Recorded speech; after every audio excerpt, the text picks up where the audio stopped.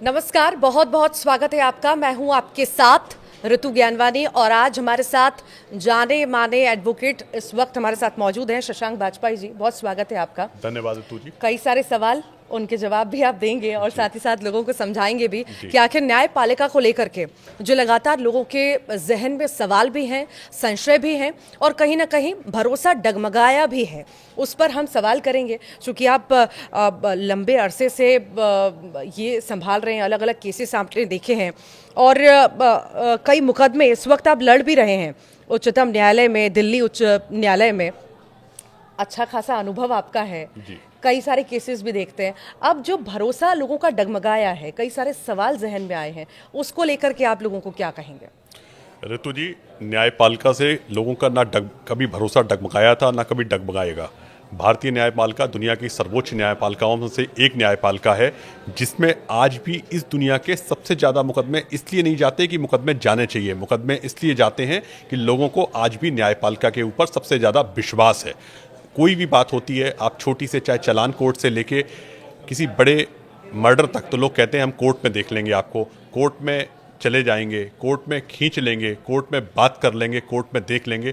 तो आपका भरोसा कहाँ है? आपका भरोसा भारत की न्यायपालिका के ऊपर है, भारत की जुडिशरी के ऊपर है, भारत की एक संस्था जो आज न्याय के प्रति समर्पित है उसके ऊपर है। तो मैं कहीं भी ये नहीं कहता हूँ कि न्यायपालिका में भरोसा डगमगाया है।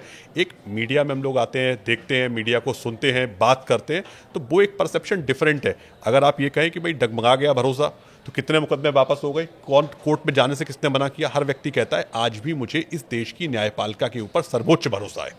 यशवंत वर्मा जी न्यायमूर्ति हैं।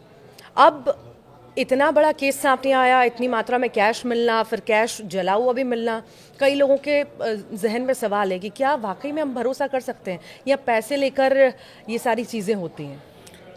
ऋतु जी, ये बहुत ही वर्निंग टॉपिक है आज देश के अंदर। ये देश जानना चाहता है या देश बार बार पूछता है या देश के लोगों के मन में विश्वास घटा है कि बढ़ा है? ये एक मुकदमा है, एक केस है, एक घटना है या एक दुर्घटना है? क्या है हमें नहीं पता। क्यों? आपने एक रिपोर्ट आती है, किसी के घर में कुछ नोट पकड़े जाते हैं, नोट पकड़ने के बाद कुछ कार्रवाइयाँ जो कि हो रही हैं, और निश्चित रूप से भारत में अपने आप में एक प्रथम तरह का मामला है जो पहली बार देश के सामने आया है। देश की न्यायपालिका ने, जो सर्वोच्च न्यायपालिका ने, जो सर्वोच्च कमेटी आज इस राष्ट्र के अंदर 3 मुख्य न्यायाधिपति की कमेटी बनी है जो इस मामले को इन्वेस्टिगेट कर रही है। सारी रिपोर्ट्स आज आप देखिए पब्लिक डोमेन में अवेलेबल हैं, सुप्रीम कोर्ट के सामने आती हैं। उनको यहाँ से ट्रांसफ़र किया जाता है, किसी दूसरे राज्य में ले आया जाता है कि जरा सी भी 1% जिससे भी संशय है, किसी के मन में कोई संशय ना हो। क्या संशय ना हो? कि ये इन्वेस्टिगेशन सही तरह से हो पाएगी, इन्वेस्टिगेशन इन्फ्लुएंस तो नहीं होगी, क्या न्यायाधीश के मामले को दबाया तो नहीं जाएगा। देखिए, भारतीय न्यायपालिका ने कभी भी अपने विश्वास को जनता से खोने नहीं दिया है। निष्पक्षता और न्याय के प्रति समर्पण इस न्यायपालिका की एक आध्यात्मिक नहीं, आत्मिक नहीं, लोगों की आत्मा जुड़ी है। भारतीय न्यायपालिका भारत के संविधान से बनी निकली हुई एक वो संस्था है जिसमें लोग चाहते हैं कि हमारा पूरा विश्वास इस न्यायपालिका के ऊपर अडिग रहे। उस अडिगता को बचाने के लिए ये जो पूरा मामला आया है, इसकी जो सर्वोच्च न्यायिक कमेटी के द्वारा जांच हो रही है, उस जांच को सामने आने दीजिए, उसके जो परिणाम है उसको आने दीजिए। मैं एक छोटा सा एक डेटा के हिसाब से आपसे बात करना चाहता हूं। मैं इस दुनिया की सबसे बड़ी आबादी कहां पर रहती है? भारत में रहती है। इस दुनिया के जो न्यायाधीश हैं भारत में, उच्चतम न्यायालय में लगभग 34 न्यायाधीश हैं, उच्च न्यायालय में लगभग 1000 से ज़्यादा न्यायाधीश हैं, जिसमें से लगभग 750 न्यायाधीश कार्य कर रहे हैं। जो उसके बाद हमारी सबऑर्डिनेट जुडिशरी जिला न्यायालय जो होते हैं, लगभग उसमें 22,000 सैंक्शन पद हैं, जो 16-17 के आसपास उसमें लोग काम कर रहे हैं। उच्च न्यायालय में लगभग 700-750 न्यायाधीश इस समय कार्य कर रहे हैं। और ये 75-76 वर्ष से ऐसे कितने मामले आपके सामने आज तक आए? 2, 3, 4, 5, 6, 7, 8, 9, 10 कितने मामले आए? कितने मामलों में निष्पक्ष कार्रवाई नहीं हुई? ये 75-76 वर्ष में अगर एक मामला आपके सामने जो गंभीर प्रकृति का आया है, एक्सेप्शनल केस है, सुपर एक्सेप्शनल केस है, और उसके ऊपर जिस लेवल्स पे कार्रवाई की गई, जिस लेवल की कमेटियां बनी, जिस लेवल से इन्वेस्टिगेशन हो रही है, जिस लेवल से निष्पक्षता से जांच हो रही है, उस जांच के आने के बाद आप कहां से कह सकती है कि हमारे पास न्यायपालिका के ऊपर सवाल उठे हैं? न्यायपालिका अपने आप को गंगा जल की तरह शुद्ध रखने के लिए जो सर्वोत्तम उपाय है वह कर रही है और करेगी। लोग ये भी सवाल कर रहे हैं कि क्या एकमात्र रास्ता यही था कि ट्रांसफर कर दिया जाए? जब जांच चल रही है तो आखिर यहाँ पर ट्रांसफर क्यों किया गया? देखिए, ये निश्चित रूप से सुप्रीम कोर्ट कलेजियम का विषय था। उन्होंने कुछ विचार किए होंगे, कुछ निर्णय लिए होंगे। उन निर्णयों को उन्होंने अभी जाहिर नहीं किया है, ट्रांसफ़र क्यों किया मैं उस पर कोई कुछ कहना भी नहीं चाहता हूँ। परंतु एक बात ज़रूर कहना चाहता हूँ, आपको ये बात समझना होगा, किसी व्यक्ति जो जहाँ पे उसके खिलाफ इन्वेस्टिगेशन चल रहे हैं, हम लोग सिविल इन्वेस्टिगेशंस भी कभी देखते हैं, इन्फोर्समेंट डायरेक्टरेट के इन्वेस्टिगेशंस देखते हैं कि एक राज्य में कभी मामला चलता है, लोगों के मन में आशंका या शंका ना हो कि यह मामले को प्रभावित किया जा सकता है, तो लोग चाहते हैं कि उनको एक जगह से दूसरी जगह ट्रांसफर कर दिया जाए, जिससे जांच और निष्पक्ष रूप से और पारदर्शी रूप से हो सके और सामने लाई जा सके। क्योंकि उद्देश्य क्या है न्यायपालिका का, उद्देश्य क्या है इन्वेस्टिगेशन का, उद्देश्य क्या है सरकार का, कि भाई निष्पक्ष न्याय जांच हो, निष्पक्ष जांच के बाद जो भी कार्रवाई आगे हो उस कार्रवाई को हम करें और जनता का विश्वास जो हमारे ऊपर था, जितना था उससे ज्यादा बढ़ के आए। आप ये सोचिए, 3 उच्च न्यायालय के मुख्य न्यायाधिपति की कमेटी अगर जांच कर रही है और वह कमेटी जांच कर रही है, क्योंकि कुछ चीज़ें ऐसी हैं जो निश्चित रूप से दोनों पक्षों के लिए, सरकार के लिए, न्यायपालिका के लिए और आम जनता के लिए, कि ये कैसे हुआ और क्या हुआ, ये सब अभी बहुत ही वो स्टेज है जहां हम सब लोग सिर्फ एक अनुमानित बात कर रहे हैं। उस अनुमान से बात बाहर आके हमें देश को जानना चाहिए, बताना चाहिए कि सच्चाई क्या थी। उसके लिए निष्पक्ष जांच हो जाने दीजिए। जांच होने के बाद हमें ये पता लग जाएगा कि ये क्या मामला था और क्या चीज़ थी। अगर दंड मिलना है तो दंड मिलेगा, दंड नहीं मिलना है तो निश्चित रूप से उनको बरी किया जाएगा। पर ये भी सवाल किए जा रहे हैं ना, ये तो मामला सामने आ गया, ऐसे कई सारे मामले होते होंगे जो सामने नहीं आ पाते होंगे। मुझे ऐसा लगता नहीं है, आज इतनी एडवांस मीडिया है, इतने एडवांस कार्य हो रहे हैं। वो तो आग लगी तो ये पूरा मामला सामने आया, अगर आग लगती ही नहीं तो फिर तो ये कहाँ से कहाँ पहुंच गया होता। ये मैं सवाल नहीं, जनता सवाल पूछ रही है। नहीं, जनता जो सवाल पूछ रही है, आग लगी या आग लगाई गई या आग बुझाई गई, ये सब चीजें अभी इन्वेस्टिगेशन के विषय हैं। हाँ। अभी इन्वेस्टिगेशन हो जाने दीजिए, थोड़ा समय है। इतनी फास्ट इन्वेस्टिगेशन देश में कभी होती नहीं थी, इतनी फास्ट इन्वेस्टिगेशन हो रही है। हाँ। उसकी रिपोर्ट आने दीजिए, पता लगेगा। जनता भी उसको सारे जवाबों को अच्छे जवाब मिलेंगे, जनता का विश्वास भी बढ़ेगा, हमारा विश्वास भी बढ़ेगा। हमारे शब्द या आपके शब्द या न्यायपालिका के प्रति कोई अशब्द या ये जो अधिवक्ताओं के बीच में जो आज रोष की भावना है, क्योंकि अधिवक्ता बहुत मेहनत से कार्य करते हैं, वो एक आम जनता की बात को न्यायालय तक, और न्यायालय मतलब न्यायमूर्ति को भगवान का दूसरा रूप मानते हैं, उनके पास पहुंचाते हैं। और जब पहुंचाते हैं तो हमारे मन में क्या सवाल आता है? सवाल ये आता है कि हमें न्याय मिलना चाहिए। हमें न्याय में सेटिस्फेक्शन, एक आत्मा जो लोगों की बास करती है, वो मिलना चाहिए। अगर हमारे मन में कोई शंका आई है, कोई शंका है, उसका थोड़ा सा समय दीजिए। एक बहुत निष्पक्ष जांच के रूप में जो भी आपके सामने होगा वो आएगा। न्याय का इंतजार एक बच्ची भी कर रही थी। इलाहाबाद हाईकोर्ट का फैसला आया, आपने भी देखा, हम सब ने देखा, उसकी आलोचनाएं भी हुई, पर सुप्रीम कोर्ट ने उस पर रोक लगा दी। जो फैसला लिया गया, इतने बड़े एडवोकेट होने के बाद जो फैसला लिया गया, क्या कहाँ तक वो हाई कोर्ट के द्वारा जो फैसला लिया गया, सुनाया गया, कहाँ तक ठीक था? देखिए, उच्चतम न्यायालय ने उस पर रोक लगाई है, निर्णय लिया है। निर्णय लेने के बाद एक बहुत अच्छी चीज़ मैं आपको बताता हूँ जो जरूरी है। कई बार ऐसा होता है कि वाद विवाद के जो बिंदु होते हैं, आर्ग्यूमेंट्स होते हैं, वो डिफरेंट होते हैं। ऑर्डर जो होता है, ऑर्डर एक बड़ा स्टैंडर्ड अच्छे ऑर्डर लिखे जाते हैं। हम उन चीज़ों को कोट कर देते हैं जो सवाल पूछे गए या सवाल बताए गए। निश्चित रूप से जब आप न्यायमूर्ति के रूप में कार्य कर रहे होते हैं, न्यायाधीश के रूप में कार्य कर रहे होते हैं, तो आपकी जिम्मेदारी होती है कि दोनों लोगों की पक्ष को सुनना, पक्ष को सुनने के बाद वो रिलेवेंट सवाल वो पूछना जिससे कि किसी के मन को कोई ठेस ना लगे, अपने व्यक्तिगत चीज़ों को उसमें ना डालना। ये निश्चित रूप से दुर्भाग्यपूर्ण था और उस दुर्भाग्यपूर्ण कार्य को सुप्रीम कोर्ट ने रोका है और स्टे दिया है। क्योंकि भारत में जैसे हम लोग मानते हैं कल से नवदुर्गा स्टार्ट हो रही है कि नारी की गरिमा देवी है और नारी घर में जहां वास करती है, मां लक्ष्मी का वास होता है। तो नारी की गरिमा, नारी का सम्मान संविधान ने, इस देश ने, इस देश की सरकार ने, इस देश की न्यायपालिका ने हमेशा सर्वोच्च और उच्चतम स्तर पर रखने का प्रयास किया है और उच्चतम स्तर पर रखेगी। महिला अपराध का ग्राफ लगातार बढ़ा है, कमी भी आई है, बढ़ा भी है, फ्लक्चुएशन उसमें हम देखते हैं। पर जैसा फैसला हाईकोर्ट का सुनाया गया, साहस नहीं बढ़ेगा उन बदमाशों का, उन रेपिस्ट का, जो लगातार अपने दिमाग में गंदगी लिए बैठे रहते हैं, या वो बच्चियां और ज़्यादा नहीं डरेंगी, या जो घर से निकलना चाहती हैं या बाहर ही हैं? देखिए, एक बात आज आप बहुत जिम्मेदारी से समझ लीजिए। भारतीय न्याय व्यवस्था और भारतीय कानून व्यवस्था ये आने वाले समय में नहीं, आज दुनिया की सर्वोच्च व्यवस्था की तरफ आगे बढ़ रही है। और नारी सम्मान की दिशा में अगर कोई भी कार्य सरकार को या न्यायपालिका को लेने हैं तो वो लेगी। और इस देश के अंदर अगर नारी सुरक्षित नहीं है जो अगर लोग कह रहे हैं तो निश्चित रूप से ये दुर्भाग्यपूर्ण है, क्योंकि नारी की सुरक्षा के लिए वो सर्वोत्तम उपाय किए जा रहे हैं, सर्वोत्तम निर्णय लिए जा रहे हैं और सर्वोत्तम न्यायपालिका से नहीं, विधि से। देखिए, भारत में आज जो आप बहुत संक्षिप्त में कहना नहीं चाहता था मैं, क्योंकि ये विषय बहुत विस्तार का विषय है। नारी सुरक्षा के लिए आज हमारे देश में जो आईपीसी, सीआरपीसी एविडेंस को रिपील करके हमारी जो देश की न्याय संहिता लाई गई, उसका कारण क्या था? नारी का सम्मान सर्वोच्च रखना।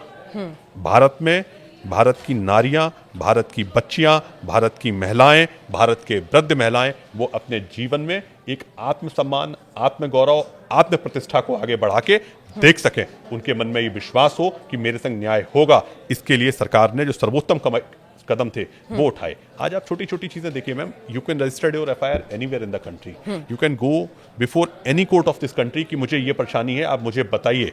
तीसरा, आज जो न्यायपालिका में आप कह रहे हैं, जिस विषय पे सुप्रीम कोर्ट ने, उच्चतम न्यायालय ने रोक लगाई है, अगर आपका कहीं एक जगह अन्याय हो गया तो उसका मतलब नहीं कि अगली जगह भी अन्याय होगा या अगली जगह उसको रोका नहीं जा सकता। इमीडिएट रोका जाएगा और इमीडिएट मैसेज दिया जाएगा। तीसरी बात, आज निश्चित रूप से मैं दोबारा एक बात कहता हूँ, इतनी बड़ी आबादी के बाद 1, 2, 3, 4 कुछ मुकदमे आते हैं, नहीं, कुछ सैकड़ों में मुकदमे भी आते हैं, कुछ हजारों में मुकदमे भी आते हैं, पर क्या देश की न्यायपालिका में या देश की पुलिस व्यवस्था में या देश की सरकारी व्यवस्था में आज हमें न्याय नहीं मिल रहा है? सर्वोच्च न्याय मिल रहा है, सर्वोच्च सुनवाई हो रही है। एक और एग्जाम्पल, आज सबसे पहले आपके संग परेशानी आती है, आप किसको फोन करते हो? पापा मम्मी को नहीं, आप पुलिस को फोन करते हो। क्यों? पुलिस व्यवस्था के ऊपर आपको विश्वास है कि मैं पुलिस को बुलाऊंगा, और पुलिस को बुलाने के बाद वो आपको जानती नहीं है कौन सा पुलिस वाला है। एक पुलिस की वर्दी पे विश्वास है, न्याय की वर्दी पे विश्वास है, भारतीय डॉक्टरों के ऊपर आपको विश्वास है। तो ये जो भारत में विश्वास की जो व्यवस्था है, उसको अभी भी मर्यादित है, सम्मानित है, और हम ये चाहते हैं कि वो व्यवस्था और मजबूत हो और उसमें कुछ कमियां हैं उनको दूर किया जाए और लोगों का विश्वास और नजदीकियां उससे बढ़ें,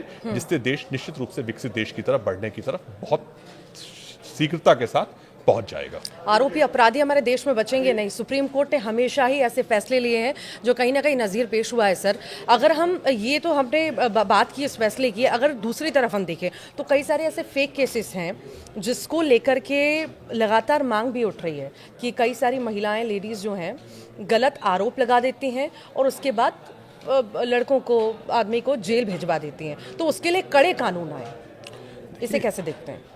ये एक बहुत अच्छा विषय है जो आपने आज पूछा है। क्या आप किसी को आरोप लगाने से रोक सकती हैं? नहीं। क्यों?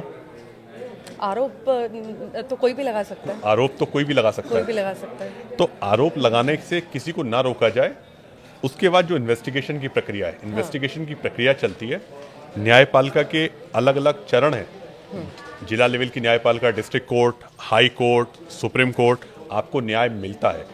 इस तरह के मामले बहुत लिमिटेड आते हैं दुनिया में कि उनको कहीं न्याय ही ना मिला हो, पहली बात। दूसरी बात, ये बात आप कैसे आज की डेट में कैसे निर्धारित करेंगे कि महिला का लगाया हुआ अपराध जो आरोप था वो झूठा था?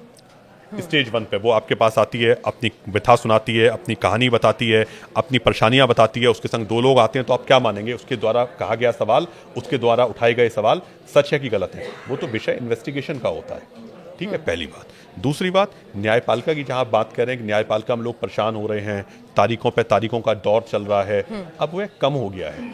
आज एक बहुत बड़े गौरवान्वित आपको होने की बात है कि लोग हंसते भी हैं, देखते भी हैं, लोग यूट्यूब चैनल देखते हैं, लोग चैनल देखते हैं, उससे ज़्यादा लोग आजकल न्यायपालिका के शॉर्ट्स देखते हैं कि न्यायपालिका की लाइव स्ट्रीमिंग हो रही है कोर्ट्स के अंदर। आप ये देखिए, आप अपने कोर्ट में आज जो जरा सा पढ़ा लिखा, जरा सा जो मैं कह रहा हूँ, जो कम पढ़े लिखे उनको मैं थोड़ा सा नहीं कह रहा हूँ, वो आप सिर्फ अपने कोर्ट का नाम डालिए, पूरी डिटेल कोर्ट की आपके सामने, मेरी अगली तारीख क्या है, मेरा अगला कोर्ट क्या है, मेरा केस नंबर क्या है, मेरे जज का नाम क्या है, मेरे वकील का नाम क्या था, क्या केस चल रहा है, क्या व्यवस्था चल रही है। इसके बाद भी क्या सवाल रह जाता है? ना वकील झूठ बोल सकता है, आपने आर्ग्यू किया कोर्ट में कि नहीं किया, आप कोर्ट में हाजिर हुए कि नहीं हुए, मेरे कानूनी के दस्तावेज कहाँ हैं, महिला के दस्तावेज कहाँ हैं, महिला ने क्या स्टेटमेंट दिया है, महिला का क्या ऑर्डर आया है, महिला की क्या जाँच हो रही है, सब कुछ पूछिए। नहीं, सब कुछ उपलब्ध है कहाँ? डिजिटल प्लेटफॉर्म के ऊपर। ये व्यवस्था ही तो आज मजबूत हुई है।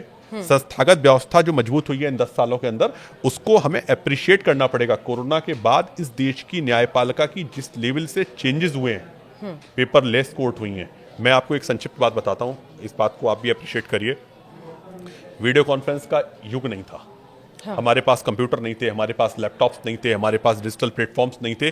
तो कई अधिवक्ता भाइयों ने उन्होंने कोशिश की कि उन्होंने क्या किया, अपने मोबाइल से वीडियो कॉन्फ्रेंस से कोर्ट अटेंड की। क्यों? उनका विश्वास था कि हमारा जो लिटिगेंट है, जो आदमी वहाँ हमारे पास आया है, उसके संग अन्याय ना हो जाए, उसके लिए हमें प्रेजेंट होना जरूरी है। न्यायमूर्ति साहब ने उसको सुना। मोबाइल के बाद लैपटॉप्स आए, टैब आए, नए नए प्लेटफॉर्म्स डेवलप हुए, नई व्यवस्था डेवलप हुई। तो और एक आज इतना बड़ा इंफ्रास्ट्रक्चर डेवलप हो गया, आप वीडियो कॉन्फ्रेंस से किसी भी कोर्ट में अपीयर हो सकते हैं। क्या आज आप लोगों से बात करते हैं, आप लोगों से कहते हैं आने की जरूरत नहीं है, आप वीडियो कॉन्फ्रेंस से बात कर लेते हैं, 5 मिनट ही तो बात करनी है। छोटे प्लेटफॉर्म्स, हमारे नेशनल प्लेटफॉर्म्स पे कई प्लेटफॉर्म्स डेवलप हुए। उससे भी बड़ा मेजर सुधार क्या हुआ, देश में पूरी न्याय व्यवस्था की जो रीढ़ थे, आईपीसी, सीआरपीसी एविडेंस, उनको चेंज करके हमारा आपके ऊपर विश्वास पड़े, उस व्यवस्था को लागू करवाया गया। क्यों? क्या वो इंफ्रास्ट्रक्चर हमारे पास था? नहीं, पर सरकार की एक दृढ़ इच्छा थी कि एक ऐसा इंफ्रास्ट्रक्चर का निर्माण हो जिससे कि हमारी व्यवस्था, हमारा कार्य और हमारे प्रति लोगों का विश्वास और बढ़े। दूसरा, जो तारीख पे तारीख का चक्कर था, जो आप बार बार कोर्ट जाती थी, जो आप थानों के चक्कर लगाती थी, अब वो बचा है। और मैं मानता हूं 2-4 साल, अभी थोड़े समय और लगेगा, एक ऐसी व्यवस्था हमारे यहाँ बनने जा रही है जिस व्यवस्था को दबाया नहीं जा सकता। किसी की नारी हो चाहे पुरुष हो, इसको समान लिंग भेद से ऊपर उठ के उन लोगों को सामान्य न्याय मिलेगा और उनको एक सम्मान मिलेगा। न्याय में देरी, और इस देरी की वजह से पूरी जिंदगी निकल जाती है सर। अभी हाल ही में एक केस आया था, मैं याद नहीं कर पा रही हूँ, कोई मुस्लिम युवक था, 20 साल के लगभग, 25 साल तक वो जेल में रहता है, और अब जाके पता चलता है कि वो तो कल्पित था ही नहीं। फिर मैं बात वहीं से स्टार्ट करूंगा। मुझे पता नहीं ऋतु जी, आपको देश में कोर्ट को जाने का कितना अनुभव है? मुझे तो लगभग 2 दशक हो गए हैं। लोगों का ये कहना है कि इतनी स्लो प्रक्रिया आखिर क्यों हो रही है? अब वही मैं बता रहा हूँ आपको कितना अनुभव है, क्योंकि जब हम व्यवस्थाओं को देखते हैं और पास से व्यवस्थाओं को देखते हैं, उच्चतम न्यायालय आप जाइए, चाहे इस कोने पे जाइए चाहे उस कोने पे जाइए, डिजिटल वॉच लग गई है। उसमें पता है कि भाई हमारे कितने मुकदमे 30 साल से ज्यादा पुराने हैं, कितने मुकदमे कल लगे थे, कितने मुकदमे आज लगे थे। हाई कोर्ट में वॉच लग गई है, कितने मुकदमे पुराने थे, जो पुराने मुकदमे थे उनको तुरंत निस्तारण करने की दिशा में सरकार चलने लगी है, कोर्ट चलने लगे हैं। बड़े इन्वेस्टिगेशन एजेंसीज फटाफट हमारे कार्य कर रही हैं। क्यों काम कर रही हैं? कि भाई जल्दी न्याय मिल जाए। दूसरी बात, किसी व्यवस्था में किसी का कोई एक आरोप, एक मुकदमा नजीर नहीं हो सकते।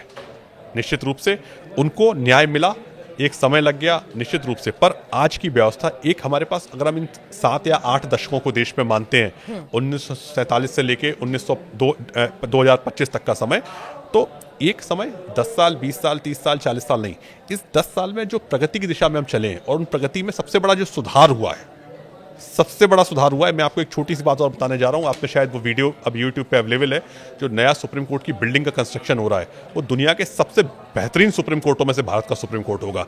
दिल्ली उच्च न्यायालय और दिल्ली के जितने भी न्यायालय हैं आज, दिल्ली के जो न्यायालय हैं, उन न्यायालय में आप जाइए तो आपको लगता है कि देश के सबसे अच्छे प्रीमियम हाई कोर्ट्स हैं, जिसके अंदर सारी सुविधाएं आपको उपलब्ध हैं। कहाँ से उपलब्ध है? सारा डिजिटल प्लेटफॉर्म उपलब्ध है। घर में बैठ के आप हियरिंग्स कर सकते हैं, सुन सकते हैं, देख सकते हैं, और एक रोल मॉडल के रूप में आगे बढ़ा रहे हैं। थोड़ा सा समय दीजिए, थोड़ी सी व्यवस्था पे विश्वास रखिए, निश्चित रूप से आपका गर्व से आप कहेंगे कि देश की सर्वोच्च व्यवस्था में हम लोग बैठे हुए हैं। अच्छा, एक हमेशा विवाद चलता रहता है कॉलेजियम सिस्टम को लेकर के, भाई भतीजावाद का आरोप लगता रहता है। पारदर्शिता आपको नहीं लगता इससे प्रभावित होती है? आपको लगता है कॉलेजियम सिस्टम में पारदर्शिता नहीं है? मुझे लगता है, मैं शुरू से एक बात नोटिस करता हूँ, आज देश के अंदर ये जो व्यवस्था चल रही है, इस व्यवस्था में, हर व्यवस्था में कुछ खामियां हो सकती हैं, उन खामियों को दूर भी किया जा सकता है, दूर करने के प्रयास भी किए गए हैं। क्या इस व्यवस्था ने देश में कुछ सर्वोत्तम और सबसे अच्छे जजेस नहीं दिए? निश्चित रूप से दिए हैं। इस व्यवस्था की खामियां कहाँ आ रही हैं? जो खामियां आ रही हैं उनको दूर किया गया, लगातार दूर किया गया है। क्या कॉलेजियम सिस्टम में भाई भतीजावाद का एक आरोप लगता है? मैं इस पर बहुत लंबी डिबेट का टॉपिक है, पर एक संक्षिप्त बात कहना चाहता हूं। क्या कोई आरोपों का खंडन करने का ये सही समय हो सकता है जहां आप ये कहें कि नेता का बेटा नेता नहीं बन सकता, वकील का बेटा वकील नहीं बन सकता, जज का बेटा जज नहीं बन सकता, या एक्टर का बेटा एक्टर नहीं बन सकता, एंकर का बेटा एंकर नहीं बन सकता? तो आप क्या कहेंगे, मेरा बेटा एंकर क्यों बनेगा, मेरा परिवार एंकर क्यों बनेगा, मेरे पापा नेता है, मेरे पापा नेता क्यों बनेंगे? कुछ चीज इंडिविजुअल चॉइस पे छोड़नी चाहिए, पहली बात।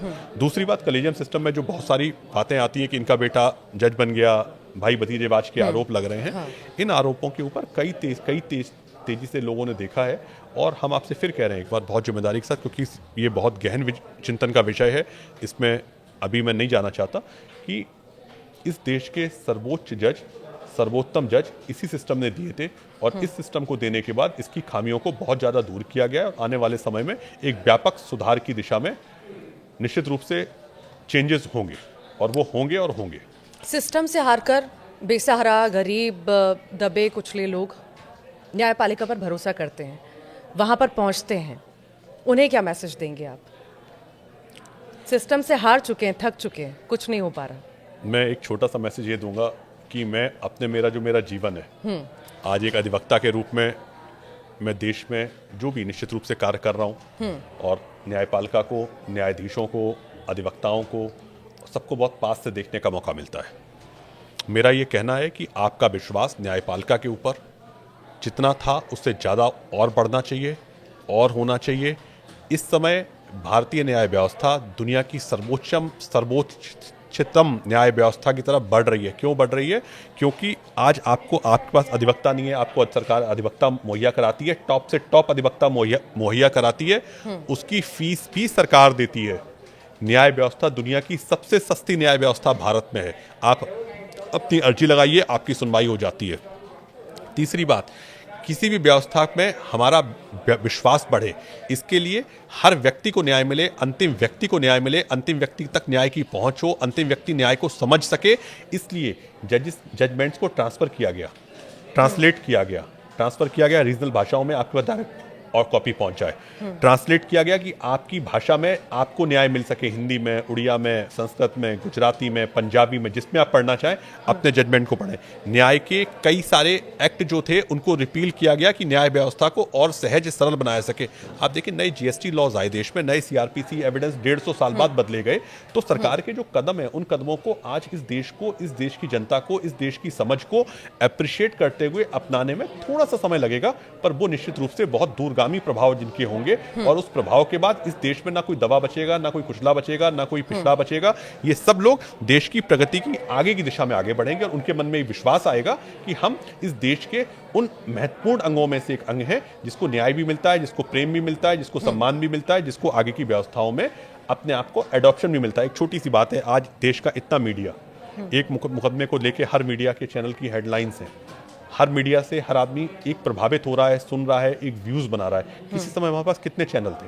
1 2 3 4 5, आज लगभग सैकड़ों नहीं हजारों की संख्या में चैनल चल रहे हैं। हर लोग एक राय उठा रहे हैं। मैं एक छोटी सी बात आप और पूछता हूं, दुनिया की सबसे अच्छी न्याय व्यवस्था कहाँ की हो सकती है? दुनिया की सबसे अच्छी न्याय व्यवस्था वहाँ की हो सकती है जहाँ की इस देश का, जिसको आप दबा, पिछड़ा, कुचला आप कह रही हैं, मैं नहीं कह रहा हूँ, मैं कह रहा हूँ वो भारत के नागरिक हैं, वो भी राजा के ऊपर एक सवाल पूछ सकते हैं और राजा उसका सवाल का जवाब देता है, जिसके वोट की वही पावर है जो देश के सर्वोच्च व्यक्ति के वोट की पावर है। ये भारत की न्याय व्यवस्था है, ये भारत का लोकतंत्र है, ये भारत की व्यवस्था है। उस व्यवस्था को आपको मानना पड़ेगा कि आपके वोट की पावर कम नहीं है, आपकी न्याय के प्रति उपलब्धता कम नहीं है। एक लास्ट बात, एक व्यक्ति खड़ा होता है, आपने मुकदमों के नाम सुने होंगे, एक्स व्यक्ति वर्सेस भारत सरकार, वाई व्यक्ति वर्सेस उत्तर प्रदेश सरकार, फलाना व्यक्ति संबंधित दूसरी सरकार। एक तरफ व्यक्ति होता है, एक तरफ सरकार होता है, सरकार की पूरी मशीनरी होती है, उसमें पुलिस भी होती है, वकील भी होते हैं, उनकी इन्वेस्टिगेशन एजेंसीज भी होती है। एक तरफ व्यक्ति होता है और वो व्यक्ति कई बार जीतता है, सरकार के विपरीत जीतता है। तो ये न्यायपालिका की विजय नहीं है, ये आपकी विजय नहीं है, ये भारतीय न्याय की विजय नहीं है, ये भारतीय संविधान की विजय नहीं है। आज मैं आपसे बार बार कह रहा हूं, हृदय में जो सबसे पहले सवाल आता है कि मुझे न्याय कहां मिलेगा, आप कहते हैं कोर्ट जाएंगे, अच्छे वकील के पास जाएंगे, अच्छे पुलिस, आप हमेशा कहते हैं मुझे इन्वेस्टिगेशन, मेरी फेयर इन्वेस्टिगेशन कराइए। क्या भारत की सीबीआई, भारत की इन्फोर्समेंट डायरेक्टरेट, भारत के इनकम टैक्स डिपार्टमेंट, राजनीतिक बातों में मत जाइए, पर आप कहते हैं फेयर इन्वेस्टिगेशन कराना है, सीबीआई के पास जाइए, आप इन्फोर्समेंट डायरेक्टरेट के पास जाइए, आप इनकम टैक्स डिपार्टमेंट के पास जाइए। आप आज फेसलेस इनकम टैक्स डिपार्टमेंट को फेसलेस किया गया कि कहां, जहां करप्शन शून्य की तरफ बढ़ रहा है, देश करप्शन शून्य की तरफ बढ़ रहा है। आपको इस बात को अप्रिशिएट भी करना पड़ेगा और हमें सिर्फ जागरूकता लाना है। अच्छा, आप सुशांत सिंह राजपूत केस में क्या कहेंगे? रिया चक्रवर्ती पर फैसला आया, लोगों ने ये सवाल किए कि क्या हो गया भाई, ये सब क्या है? इतने लंबे वक्त तक वो सब झेलती रही, एंजाइटी, डिप्रेशन, सब कुछ, और अब जाके क्या कहा जाता है कि वो कल्पित नहीं है। तो फिर कौन है? क्या कहेंगे आप? मैं नहीं, जनता सवाल कर रही है। देखिए, जनता कुछ सवाल नहीं करती है, कुछ सवाल आप कर रही हैं, तो मैं जवाब जरूर दूंगा जनता के बिहाफ पे। न्यायपालिका को फिर मैं कह रहा हूँ, न्याय की प्रक्रिया में थोड़ा समय लगता है। ठीक है, न्याय की प्रक्रिया में समय लगने के कई सारे बिंदु होते हैं। उन बिंदुओं को आपको भी समझना होगा। पहला बिंदु ये होता है कि आपने आज शिकायत लिखाई, हमें उसमें कई गवाह एग्जामिन करने होते हैं, कई रिपोर्ट लेनी होती हैं, कई चीज़ों को इन्वेस्टिगेट करना होता है, कई डेटाज रिकॉर्ड करने होते हैं, कई लोगों को इन्वेस्टिगेट करना होता है, कई सुरागों की जानकारी लेनी पड़ती है। उस प्रक्रिया में एक समय लगता है। उसके बाद कुछ तथ्य हो सकता है कभी छूट गए हों, उसको हम आगे के कोर्ट में जाके अपील करते हैं। अपील में वो तथ्य कंसीडर होते हैं और पूरा ऑर्डर सेटिस्फाइड होकर ऑर्डर बदल जाता है। इन दोनों बातों को जब आप समझने का प्रयास करते हैं और समझने के बाद हमेशा ये बात कहते हैं न्याय मिला कि नहीं मिला, तो आप कहेंगे हाँ न्याय मिला। अगर आप दुनिया की सबसे बड़ी लड़ाई मानते हैं तो कौन सी लड़ाई है? भारतीय इतिहास की जो सबसे बड़ी लड़ाइयाँ हैं उसमें राम मंदिर की लड़ाई है। राम मंदिर की लड़ाई आप जीते? हाँ जीते। देश के सबसे पुराने मुकदमे को आप जीते? हाँ जीते। न्याय मिला? हाँ न्याय मिला। तो न्याय को, अगर भगवान को न्याय मिल गया है तो आम इंसान को न्याय जरूर मिलेगा। और भगवान का विश्वास अगर न्याय के ऊपर है तो हमें और आपको अपना विश्वास न्यायपालिका के ऊपर रखना पड़ेगा। और न्यायपालिका की गरिमा को कोई भी ऐसे कार्य, कोई भी ऐसी व्यक्तित्व, कोई भी ऐसी छवि, कोई भी ऐसे शब्द नहीं कहने चाहिए कि न्यायपालिका की छवि धूमिल हो। और अगर धूमिल होगी तो न्यायपालिका उसको निश्चित रूप से सर्वोच्च जो कदम होंगे वो उठाए जाएंगे और निष्पक्ष रूप से सारी जांचें करी जाएंगी और करी जा रही हैं। न्यायपालिका के लिए कोई छोटा बड़ा नहीं है, सब एक समान है और एक समान ही फैसले लिए जाएंगे। जो सत्य है वो सत्य है, जो झूठ है वो झूठ है। न्यायपालिका में नहीं, भारतीय संविधान में एक बात बिल्कुल साफ है, यहाँ हर व्यक्ति के वोट का मूल्य बराबर है, हर व्यक्ति बराबर है और हर व्यक्ति का सम्मान बराबर है। हर व्यक्ति को उसी न्याय से सम्मान मिलता है जिससे सम्मान दूसरे व्यक्ति को मिलता है। भारतीय न्यायपालिका के समक्ष हर व्यक्ति का कद, सम्मान, गरिमा, व्यक्तित्व सब बराबर है। भारत में विधि का शासन है, भारत में व्यक्तित्व और व्यक्ति का शासन नहीं है। रूल ऑफ लॉ जहां चल रहा है, उस रूल ऑफ लॉ में संविधान में लोग आते हैं, जाते हैं, रहते हैं, करते हैं नहीं। यहाँ पे जो सर्वोच्च होगा वही स्टैब्लिश होगा, जो सर्वोच्च नीचे होगा वो खत्म हो जाएगा। पिछले कई दिनों से आपके जहन में कई सारे सवाल थे और कई सारे ऐसे मुद्दे थे जो बहुत ज़्यादा ट्रेंडिंग हो गए। यशवंत वर्मा हो, सुशांत सिंह राजपूत हो, हत्याकांड की खैर हमने बात नहीं की, उसके भी सवाल का वो भी सवाल मैं कर ही लेती हूँ। एक छोटा सा सवाल, छोटा सा जवाब। हत्याकांड ये जो हुआ, मेरठ का हत्याकांड हुआ, उसके बाद और ज़्यादा मांग उठने लगी कि कुछ कड़ाई से इस पर एक्शन लिया जाए। महिलाएं जो इस तरह के कदम उठा रही हैं, इतना क्रूर हो जाना, ये सब कर देना, कहाँ तक ठीक, इसे लेकर के आप क्या कहेंगे? थोड़ा सा पूछूं, क्या हुआ आप बताइए। पति पत्नी, इधर प्रेमी और पत्नी ने मिलके पति को मार दिया और उसके टुकड़े कर दिए और ड्रम में डाल दिया। अब इसको लेकर के, जैसा कि मैंने पहले ही जिक्र किया कि ये भी सवाल बार बार उठाए जाते हैं कि महिलाएं गलत आरोप भी लगाती हैं, उससे लेकर के कड़े कानून बनाए जाएं। तो ऐसे केसेस आते हैं तो उसे भी कैसे डील जो है करते हैं? देखिए, एक बात आप समझना पड़ेगा, जब आप दुनिया के सबसे बड़े मुल्क में आप रह रही हैं, उसमें एक केस, एक व्यक्ति का कैरेक्टर पूरे देश की छवि नहीं हो सकता। पहली बात। दूसरी बात, भारत में एक बहुत साफ बात है कि क्या परिस्थिति रही, क्या स्थिति बनी भारत में एंगर मैनेजमेंट। अभी जब हम पूरी चीज़, जहाँ हमारी पूरी व्यवस्था जिस सदी में हम चल रहे हैं, 5-7 साल 10 साल की, जहाँ मीडिया है, जहाँ आर्टिफिशियल इंटेलिजेंस है, जहाँ न्यूज़ चैनल्स हैं, जहाँ डिजिटल युग हो रहा है, वहाँ हमें अपने इमोशंस, अपने कनेक्ट्स, अपने आपको रीडेवलप, रिफाइंड करना पड़ेगा। और करने के बाद जो भी परेशानियाँ आ रही हैं, क्योंकि अब देखिए लिव इन रिलेशनशिप्स को आप बात करते हैं, आप बात करते हैं तलाक को लेके बात करते हैं, आप डिवोर्स को लेके बात करते हैं, आप चाइल्ड कस्टडी को लेके बात करते हैं। आज ये सब चीज़ें देश में एक यूसीसी पर नए लिव इन रिलेशनशिप को नई परिभाषाओं में बात करते हैं। आप लिव इन रिलेशनशिप के बाद आप बात करते हैं कि लोगों के लेस्बियन रिलेशनशिप पे बात करते हैं, कई चीज़ों पे आप बात कर रहे हैं। मैट्रिमोनियल रेप पे आप बात कर रहे हैं, जहाँ कई चीज़ें अब नए बिंदु, नए विवाद, नए समाधान, नया युग में आएंगे। उनके मैनेजमेंट के नए तरीके कड़े आएंगे। कानूनों की मांग लोग कर रहे हैं। बेसिकली यही सवाल था मेरा, कड़े कानूनों की मांग की ऐसा जहन में आ भी रहा है, तो आखिर जहन में आने के बाद ऐसी हिम्मत कैसे हो जा रही है कि कोई ऐसा कर दे रहा है और फ्रीक्वेंटली ऐसे मामले आना? मैं आपसे फिर कह रहा हूँ कि ऐसे मामले हम लोग सुन रहे हैं। एंगर मैनेजमेंट एक ऐसी चीज है, लड़ाई हुई, सडन प्रोवोकेशन हुआ, आपने किसी को मार दिया। लड़ाई हुई, आपने एक प्लान बनाया, शायद वो प्लान आपने टीवी से, यूट्यूब से या सोच के बनाया हो। हर अपराधी सोच के मानता है कि मैं जो अपराध करूंगा उसके बाद बच जाऊंगा,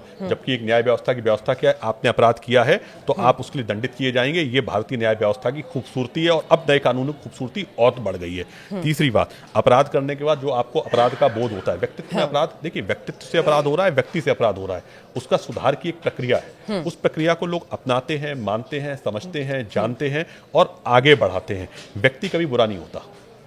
उसमें कभी अपराध हो जाते हैं, कुछ भावनाएं ऐसी होती हैं, वो सडन चीज़ें होती हैं, उसके लिए कानून से इसका निस्तारण हो जाएगा।